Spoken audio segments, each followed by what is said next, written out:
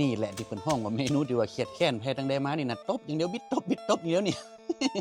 สะใจดิแต่กะเตี้ยพิษหัวกับแฟนมาย่างๆมาได้เนี่ยมาลงกับผักกาดอย่างเดียวนี่แหละคือหนึ่งในเมนูของหน้านี่ส่วงนี่แหละมันก็คือเมนูแกงผักกาดคิวผักกาดขมใส่ผักขี้หูดใส่จีนควายมาหม้อมาก็ได้มักเมนูผักใบเขียวจะนี่นะผมจะป้ามาแปลงให้กันมื้อนี้ป่ะก่อนอื่นเลยเฮาต้องย่างๆแต่เอามาตำพริกตำเคียงให้กันก่อนพริกเคียงมันก็จะมีพริกแห้งจะไข่หอมเตี้ยมหอมแดงมะแคนแกนหอมป้อมอีนะครับอย่างก็กะปินะกะปิสักเกิงจ้อนหนึ่งก็ได้แต่ว่าในคลิปวิดีโอนี่ผมถ้าจะลืมกดถ่ายแล้วก็อันพริกอันเคียงที่เฮาตำนี่นะสามารถเอาไปย่างแกงบอนแกงตุ้นแกง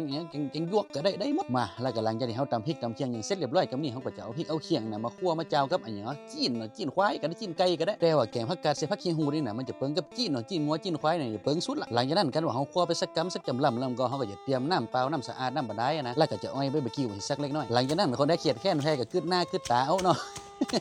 บิดตบเอาสะใจเต็มตีได้เลยแต่ละถ้าถามว่ายังต้องบิดตบจะนี่มันก็เพราะว่าก้านของผักกาดคิวผักกาดขมน่ะมันมีความเหนียวเนาะเขาจะตุบให้มันแตกแค่น้อยนะคำนวณหลังจากที่ใส่ผักกาดลงไปแล้วเขาก็จะผักขี้หูดนะผักขี้หูดใส่ตัวก้นลงไปแล้วก็จะทำการก้นพุ่นก้นเพ่พอแล้วก็ปรุงรสได้เลยเรื่องของการปรุงรสก็จะใส่ซุปก้อนให้สักก้อนซูรสแล้วก็น้ำห้าคำนวณน้ำปลาน่ะสักถ้วยน้อยหลังจากนั้นเขาก็จะทำการอ้อยข้าวป้อมต้นหอมให้กระอานะก้นพุ่นก้นเพ่ก็ถือว่าจบเสร็จเรียบร้อยแล้วแกงผักกาดใส่ผักขี้หูดนี่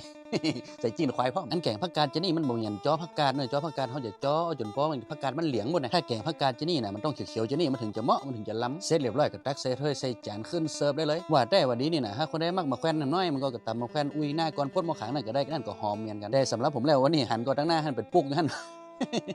ว่าเราไว้กินกับยางเหมาะหนึ่งมาแคนน้องน้ำปลาแต่ถ้าถามว่าส่วนใดของผักกาดคิวนี่มันล้ำมันก็ผมว่าก้านมันก้านนี่มันต้องหวานมันจะได้หุ่นนอขมจำลอมเห็นน้อยนะแต่ก็ยังว่าเนาะถ้าจะหื้อเหมาะเหรียญนั่นนะมันต้องกับมาแคนน้องน้ำปลาเห็นน้อยนี่ดาวลินดับ